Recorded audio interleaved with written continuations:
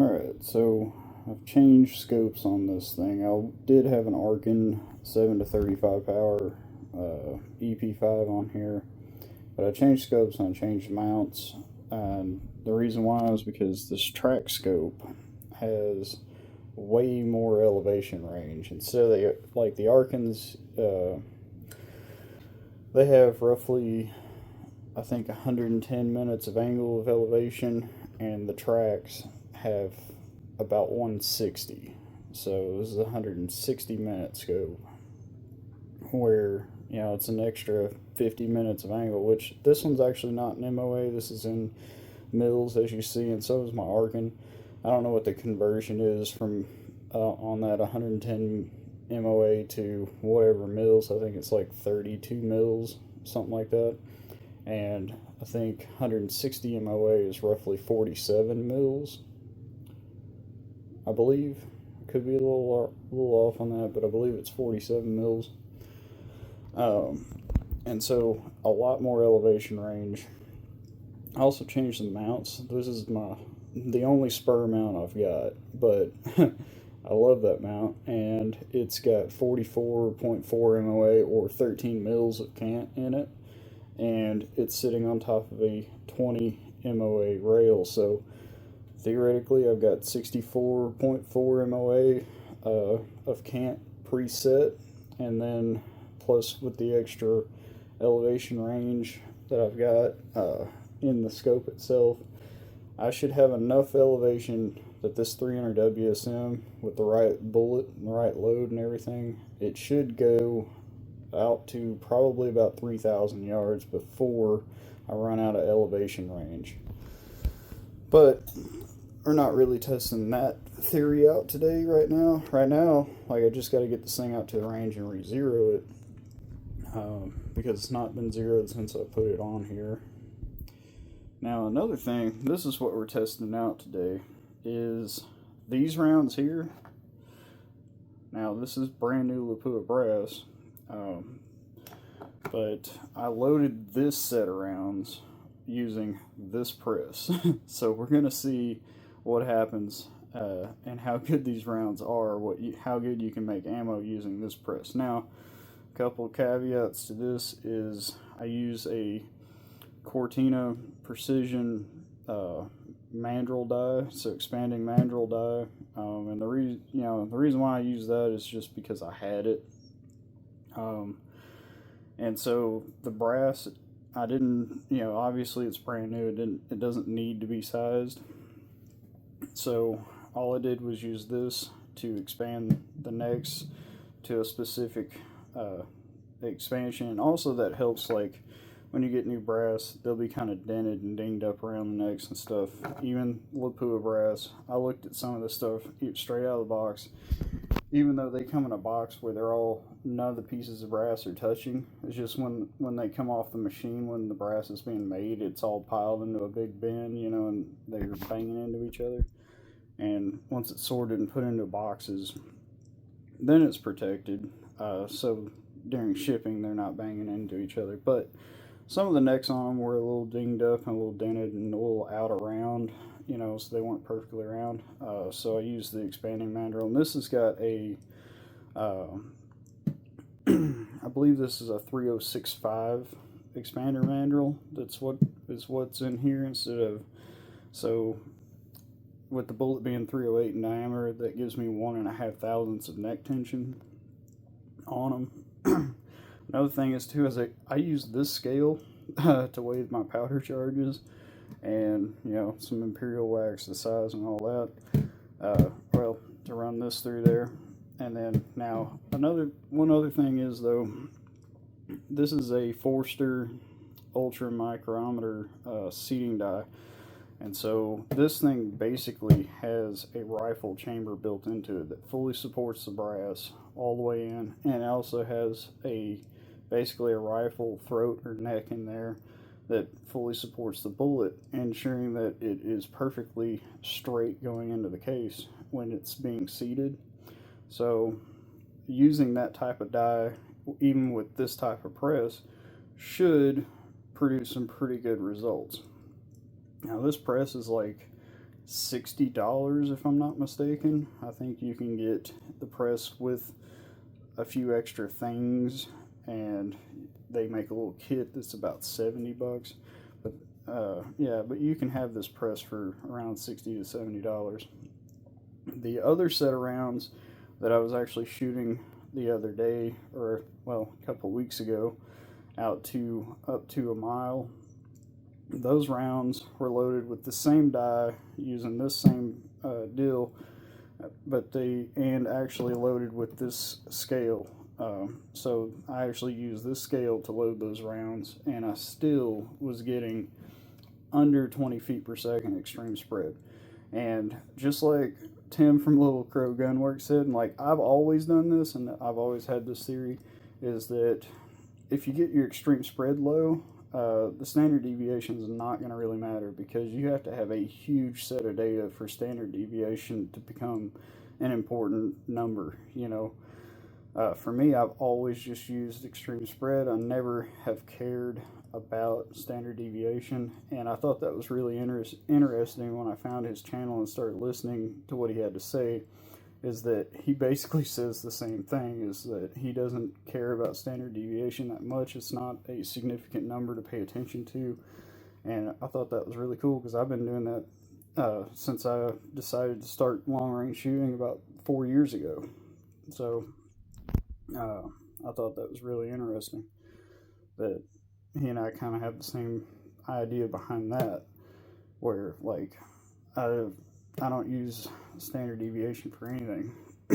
So we're going to see how well this performs. We're only going to the normal flat range today, so I'm going to go out to 100 and then get this thing on at 100 and zeroed, and then I'm going to set up a target and shoot a 5-round group at 100, move that target to 200 and see what the drop is on these bullets, and then shoot another 5-round group and then move it to 300, and then measure the difference in drop from 100 yards to 300 yards, and then obviously keep up with the velocities and what's going on, and just kind of see how this round is performing with this bullet. Now, this is not the bullet that I'm going to be using forever. I just happen to have a box of these, so I'm shooting them up and basically fire forming all this new brass. So that's what's going on right now. Same thing with this Winchester Supreme 780 powder. I'm just using it to fire form brass, and which, weird enough, it's actually producing really good results. If you watch the other video, you'll see that, I mean, it was shooting pretty dang consistently, even at a mile, and I was able to hold it onto a target that's basically just over 1 MOA wide, and then like 1.5 MOA tall. So that's a pretty small target at that range, and then you add in all the environmental factors and wind variability and all that. I mean, this rifle friggin' shoots, and it's only going to get better the further we go down the rabbit hole on how to reload things. And I'm definitely taking a lot of information from Tim at Little Crow Gunworks on their YouTube channel. I've been really watching their videos and rewatching their videos on it, because like I've said before, I've come to the realization that I have been reloading things completely wrong for a long time for long range shooting, and I've been one of those people that have, fallen victim, more or less, to watching other guys buy really expensive tools and paying attention to trying to fix variables that really don't have that much of an effect on how your ammunition performs, unless you get to a really, really elite at level. And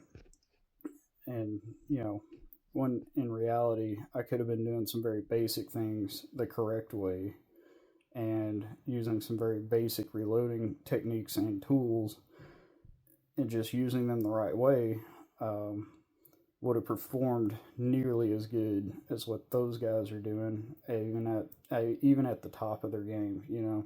So that's kind of the way, the direction that I'm going now, is I'm starting over and using this rifle setup to do it. So anyway, we're gonna get loaded up and get to the range. Alright guys, so we're going to do a little after action report here, a little target analysis. Alright, so I've done this test. I do this test every time I change to a new bullet or whatever. I like to do a test, a drop test on it from 100 to 300 yards for every caliber. So I've got a bunch of these targets saved, you know, for different various things. And my range is funny, and they almost all look the same. If I have a really small 100-yard group, the 200-yard one will kind of open up, and then the 300-yard one actually gets statistically smaller. I don't know why, but the 200-yard group is like never just a stellar group at this range. And for whatever reason, it ends up being a lot wider at 200 yards than it is at either the 100 or the 300.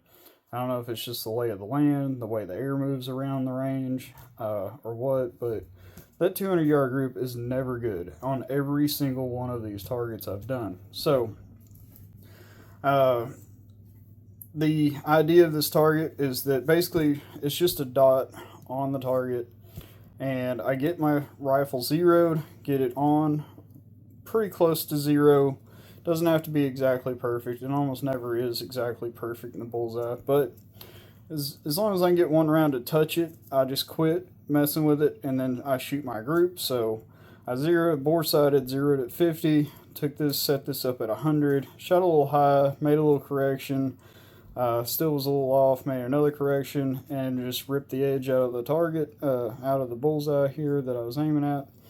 And then I just said, okay, it's good. We're going to go ahead and shoot a group. So this is that first 5-shot group at 100 yards, and it's pretty good. I'm pretty certain I pulled this shot. I'm fairly certain that I pulled that shot, but this is what it measures at. So the group is 0.539 inches wide, and it's 0.453 inches high. So it's roughly just over half an MOA wide and under like 4/10 of an MOA, around 4/10 of an MOA high. So it's shooting fairly flat. Now, keep in mind, this is not a polished and tuned load. This is literally, I picked a load and a seating depth with a bullet. I have not done any powder charge testing on this. I have not tested more than one type of powder with this bullet.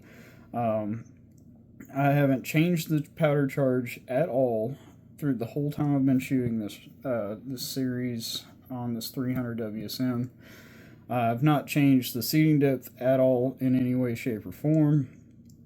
So these are all exactly how I've been loading them, you know. And, you know, my goal for this is never, like right now, I'm not looking for extreme precision and accuracy because the barrel is still not settled in. It's still not broke in yet. All I did was want to see what this target would look like with this bullet, and so this is what I've got going on. So with all that being said, keep all that in mind, that my goal right now, like I've done no load development and no tuning with this rifle at all. Just picked a bullet, 178 grain ELDM. I picked a powder, which was Winchester 780 Supreme, which I have found to be really temperature sensitive. I would not recommend using this powder at all. I've had huge velocity changes based on just temperature swing alone, you know, and only a few degrees. It doesn't take much, you know, from riding in the car, which is 70 degrees, to getting outside in the ambient atmosphere around 85 to 90 degrees. I've had velocity changes as high as 50 feet per second, just right there in say a 30-degree window. So this powder is not my final powder for this. All right, enough of that. So this is the group at 200 yards. and it was 1.88 inches wide and 0.921 inches high. So under an MOA wide and under half an MOA in height. So we're good. We're doing good. Like, that's a solid group. You know, and even though it looks big, it's, again, that's at 200 yards, and it's under 1 MOA in width and under a half MOA in height. And now we get down to 300 yards. And this is kind of where things get interesting. This target was in the shade at 300 yards, and I did not have the foresight to think that this dark blue, like navy blue dot was going to be really hard to see on a piece of cardboard that's in the shade. But just moving my phone from where that's in the light to like where it's kind of in the shadow, you can tell that it instantly loses a lot of contrast. And when it was in the shade down there, and plus we had a little mirage going on because it's hot outside and the sun's directly overhead, I could almost not see this half-inch dot at 300 yards. It was almost not visible on the cardboard. But I did my very best and aimed as best I could at it and got this group here. And we are at 1.895 wide on this group, which is nearly, I mean, we're not talking much different there from the 200 yard. And then 1.238 inches high, so less than 1.25 inches high at 300 yards and less than 2 inches wide at 300 yards. So I'm at 0.603 MOA wide and under 0.4 of an MOA high, 0.394. And then the other point of this target is to check on and kind of look at the actual BC of the bullet coming out of this barrel. This particular bullet coming out of this particular barrel at the particular speed it's going. I kind of wanted to just see how much drop there actually was, and from there I can kind of play with the ballistic calculator and see, like, get it to line up with how much the difference is from 100 to 200 and then 100 to 300, because I did not change the elevation at all on this rifle. And as you can see, from 100 to 200, we didn't lose much there. If I get my calipers here,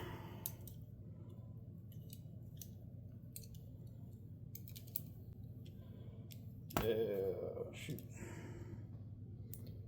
From 100 yards to 200 yards, where that center X is in the center of the group, we're at like only about an inch. It only dropped about an inch from 100 to 200 yards. So this is an extremely flat shooting round, obviously. Running that 178 grain ELDM, the average velocity right now, currently at 74 rounds down the barrel, is 3,110 feet per second. That's what I've got in the average on the whole 74 rounds. Of course, some of this ammunition was hot because I have recorded velocities upwards of 3,160 in the sun, and then I've recorded velocities in the shade down around 3,070. So about a 90 foot per second extreme spread depending on the temperature, whether or not it's how long the bullet is set in the chamber and how hot it's gotten. Like I said, this powder is extremely temperature sensitive. So just wanted to see that. And then if we take this ruler, we can kind of get a rough idea here. Switch this around to American units. And from 100 yards to 300 yards, it appears it's about 7 5/8 of an inch drop. So from 100 to 300, I'll get this back down here on a flat so we can really look at it and get it lined up on that end. Get it lined up down here. Yeah. It's kind of in between. About, what was that, 7.5, 7 5/8, not quite 7/8, but I don't know what you would call that. off the top of my head. I'm not a home builder, but yeah. So under 8 inches of drop at 300 yards, and right at 1 inch from 100 to 200. So very, very flat shooting round. And I'm not even using really high BC bullets. You know, I'm not even using like the biggest and best stuff I could actually put down the barrel. Which, if I was running the highest BC bullet that I have found, which would be the Patriot Valley Arms Seneca, the 212 grain. Now they make a 241 grain in the 30 cal. The problem with it is it requires a 1 in 7 twist to stabilize, and this rifle is a 1 in 8. So the heaviest one I can run is a 212 in the Seneca, but it still has a much higher BC than the 178 grain ELDM, and so like it would have even less drop from 100 to 200 and then 100 to 300. I don't know that we would see a much of a difference in 100 to 200, but that 100 to 300 we would definitely see less drop. That group would probably be up here a little bit. You know, we'd probably see an inch to 2, maybe 2 inches less drop just going to that much higher BC. So, you know, I think I love doing this kind of stuff and just looking at the targets and analyzing the data and everything. And to me, that's almost as much fun as actually shooting the gun. Is actually coming back and, you know, making note of all this stuff and figuring it out. But that's just me. So far, really happy with the choice to use an Excalibur barrel. Because, like I said, this ain't even a tuned load, so I cannot wait to see what this thing does when I actually start tuning a load for it, get a really nice powder for it, and then start really tuning the seating depth on the load, and then maybe even tuning the neck tension a little bit. But, you know, that's later on down the road, you know, and tune the powder charge for sure. But if this is what it's doing with just a random load that I picked with no, you know, no adjustment at all, no tuning at all, you know, this thing ought to be shooting pretty dang small with a really tuned load. So I'm excited to see what comes, you know, along the way with this project, with this rifle. I want to thank you guys for watching, and we will see you next time.